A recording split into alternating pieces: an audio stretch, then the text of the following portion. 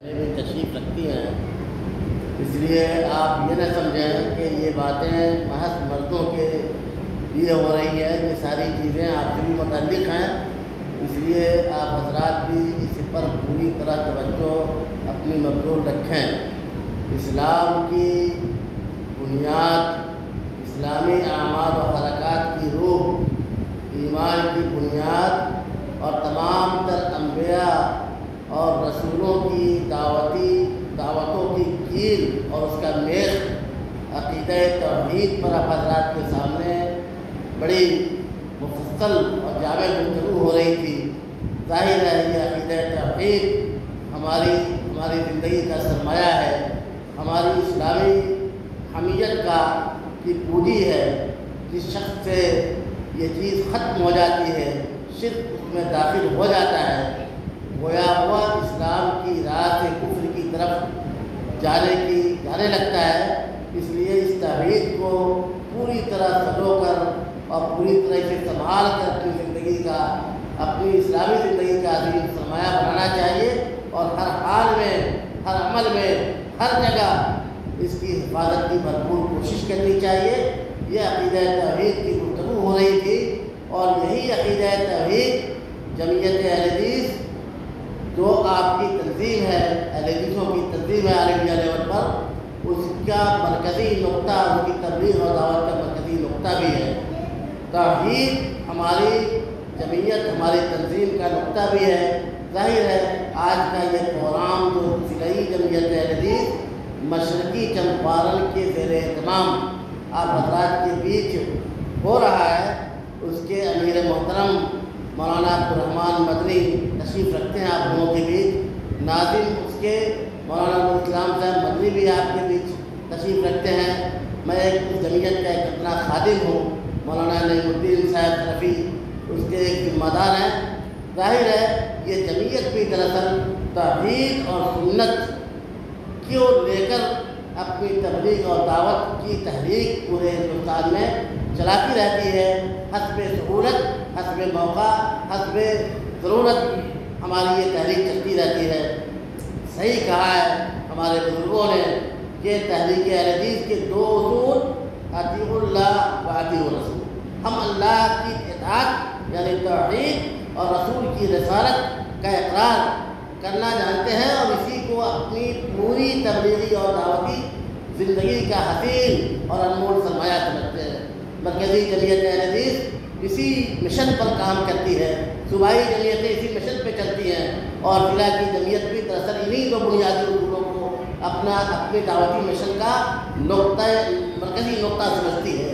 آپ حضرات کے بیچ توحید کے موضوع پر جو بات ہو رہی تھی، آپ اسے ایک عظیم اور انمول بات سمجھیں، اور اگر محض توحید کو اپنے سینے میں آپ پوری طرح جگہ دے دیں تو نہ جانے بڑے بڑے اجلاس ہوتے ہیں، بڑی بڑی تقریریں ہوتی ہیں، اور بڑے بڑے عظیم موضوعات پر خطابات ہوتے ہیں، لیکن توحید اگر آپ کے چھن جائے تو ان تقریروں کا، ان جلسوں کا اور ان مسلمان ہونے کا کوئی فائدہ آپ کو نہیں ملنے والا ہے۔ اللہ تعالیٰ کا احسان ہے، اور اللہ تعالیٰ کے بہت سارے احسان ہیں۔ وَإِن تَعُدُّوا نِعْمَتَ اللَّهِ لَا تُحْصُوهَا إِنَّ الْإِنسَانَ لَظَلُومٌ كَفَّارٌ۔ ہمارے اوپر اللہ تعالیٰ کے بے شمار احسانات ہیں۔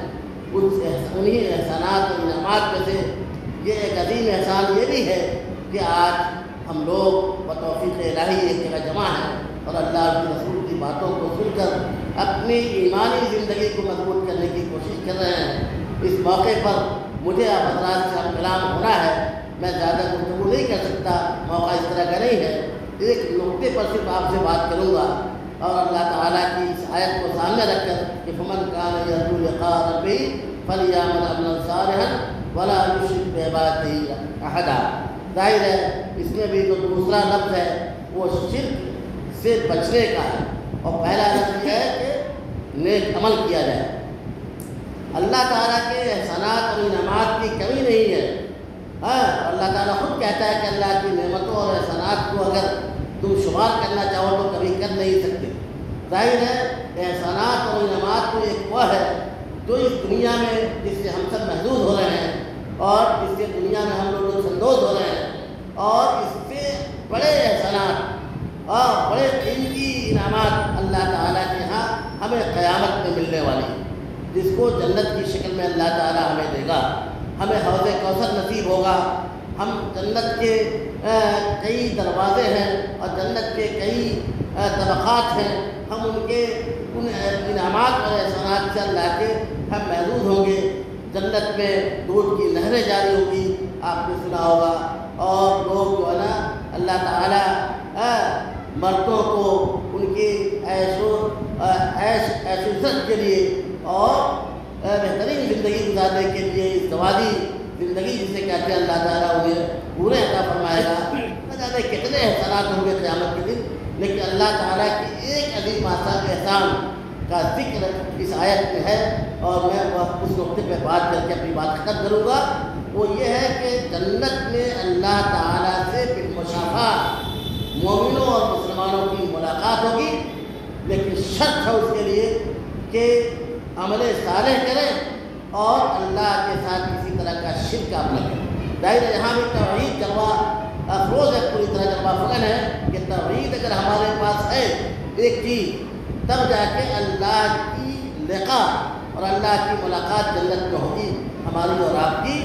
اور یہ وہ نعمت ہے جس کے بارے میں روایت آتی ہے کہ قیامت کے دن بہت ساری نعمتیں مومنوں کو نصیب ہوں گی، لیکن ایک نعمت جو دیدار الہی ہے، جو رؤیت باری ہے، جو لقاء الہی ہے، جو جنت میں خاص مومن بندوں کو نصیب ہوگی۔ سارے لوگ مومنین جنت میں جائیں گے، لیکن جنت میں جا کر بھی اللہ سے ملاقات سب کی نہیں ہوگی۔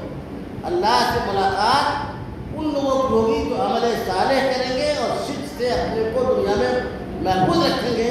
اور عمل صالح کی تفسیر صحیحین کے اندر آتی ہے کہ جو شخص عصر اور فجر کی نماز کا خصوصی اہتمام کرتا ہے، عصر اور فجر کی نماز کا جو شخص خصوصی اہتمام کی، یہ بات میں اس لیے کہہ رہا ہوں کہ میں یہ سمجھتا ہوں کہ اکثر لوگ نمازی یہاں بیٹھے ہیں اور نمازوں کا اہتمام کرتے ہیں۔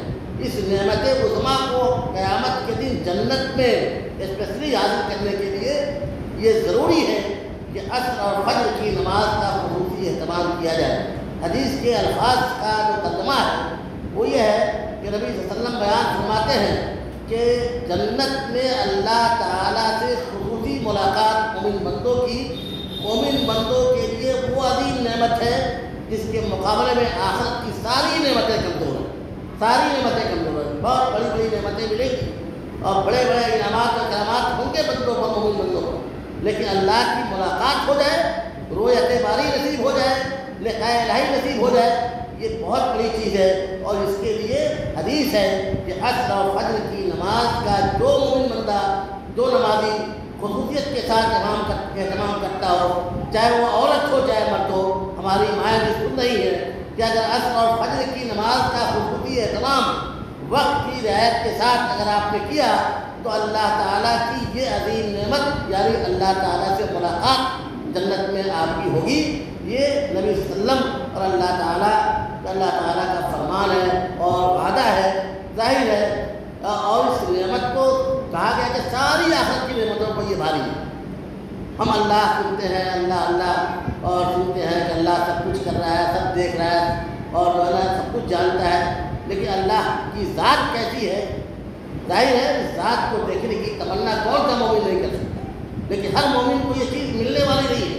اس مومن کو ملے گی جو عصر اور فجر کی نماز کا خصوصی اہتمام کرتا ہو اور عمل صالح کی معاذمت کے ساتھ ساتھ شرک سے پوری طرح بچنے کی پوری زندگی کوشش کرتا ہو، تو یہ چیز نصیب ہوگی۔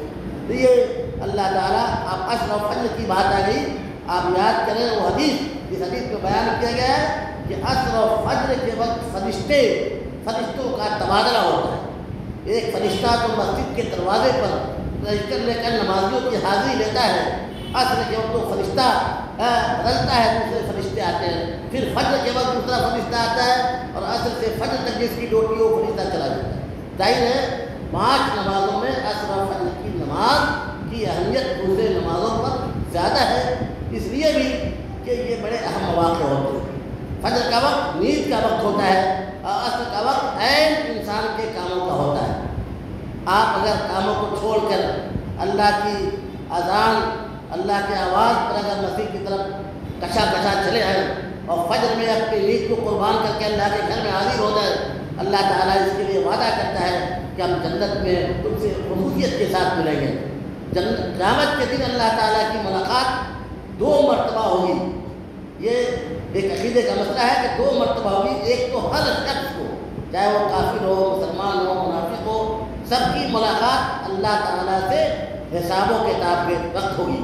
جب ہم لوگ جائیں گے مر کے اور قیامت پھول پھونکا جائے گا، قیامت کا آغاز ہوگا، حساب و کتاب کے لیے کیا کیا چکر کھیلنا ہوگا، کتنے مشاکل سے گزرنا ہوگا، لیکن آخر کا جب حساب ہوگا اللہ تعالیٰ بنفس نفیس ہم میں سے ہر شخص کا حساب ہوگا، تو سب سے ملاقات ہوگی۔ لیکن خصوصی ملاقات اللہ کی جنت میں ان لوگوں سے ہوگی جو عصر و فجر کی نماز کا اہتمام کرتے ہیں۔